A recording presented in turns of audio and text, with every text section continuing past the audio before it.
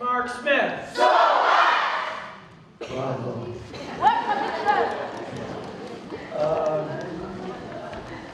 They gave us a list of questions to for you to ask. Yeah.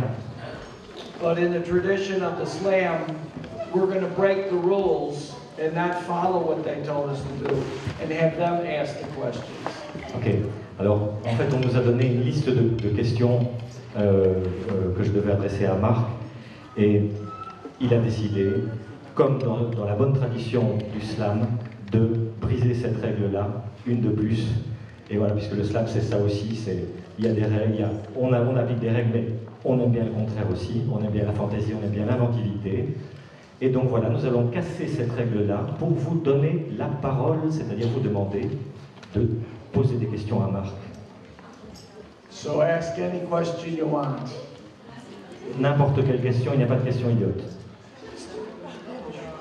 Tu veux parler un peu plus fort?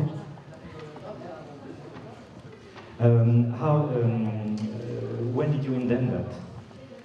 The Slam began at a place called the Get Me High Jazz Club in November 1984. Okay. Donc, le slam, ça a commencé dans un endroit qui s'appelle le Get Me High Jazz Club à Chicago. Et c'était en novembre 1984. Il faisait des shows du lundi soir. A lot of people think that the slam is just competition, but the real definition of what the slam is performance, the art of performing, put together with the art of writing poetry. Alors beaucoup de gens pensent que en fait l'art du slam ce n'est que de la compétition, mais en fait c'est faux parce que c'est simplement, basiquement au départ, joindre deux choses, c'est-à-dire l'art de l'écriture avec l'art de la performance. The competition is a lot of fun, so we kept doing it. We kept using that form of a show, so that's why so many slams have a competition, because it's so much fun. Mais on utilise la forme de la compétition parce que c'est assez drôle. Vous en avez eu la preuve, je pense, cet après-midi et ce matin. And the second show that I started was named the Uptown Poetry Slam was started in July 1986 at the Green Mill Jazz Club in Chicago. Voilà, donc en fait, il a démarré un second show et ça a vraiment été le début de la chose. En juillet 1986, c'était un show du samedi soir, du dimanche soir, pardon, et dans un endroit qui s'appelait le Green Mill, donc le club de jazz du Moulin Vert. Voilà, et il a appelé son show d'une certaine façon, il va vous le dire, je pense. Next question. Ah non, voilà. Bon. Parce que en fait, c'est là qu'il a donné le nom. Il a donné un nom particulier. Could you tell us about the way you gave the name of this show and how it became the word slam?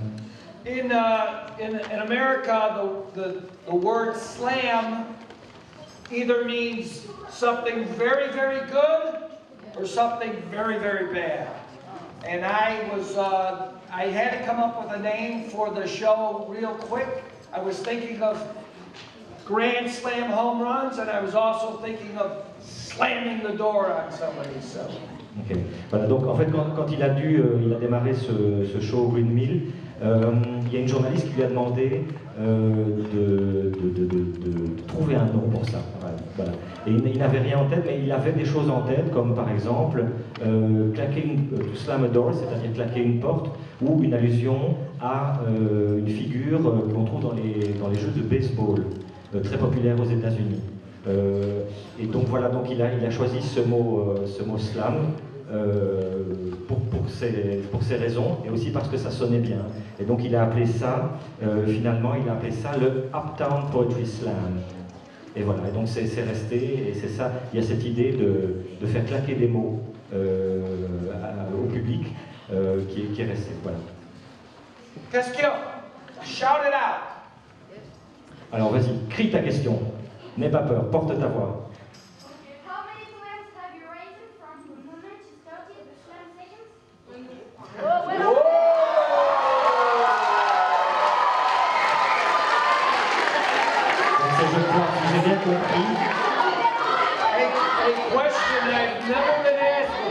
Ok, on lui a jamais posé cette question.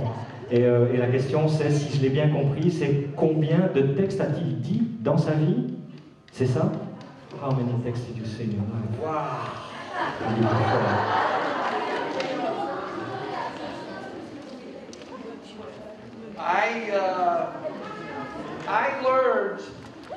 I learned how to write poetry by writing thousands of bad poems.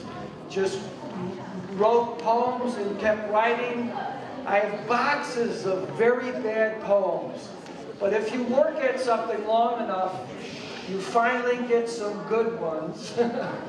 And I have about 500 of my own poems that I can perform. Alors, en fait, il dit que pour apprendre à écrire des poèmes et des poèmes corrects, il en a écrit beaucoup.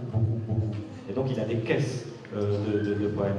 Mais réellement, quand il est arrivé à un stade de maturité pour les performer, il en a 500. Carrément 500 poèmes qu'il peut performer. Oh my God. Next question. Shout it out. Est-ce qu'il y a... Est-ce que vous êtes encore avec la femme Oui, sa première amoureuse?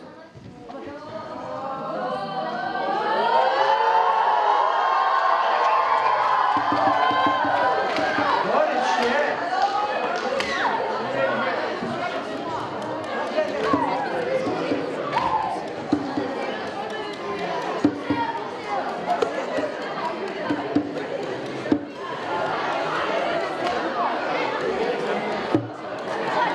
J'ai compris la question. En fait, la question c'est, est-ce que Marc est encore avec la femme pour laquelle il a écrit son premier texte d'amour? So are you still with the woman to whom you wrote your first love poetry?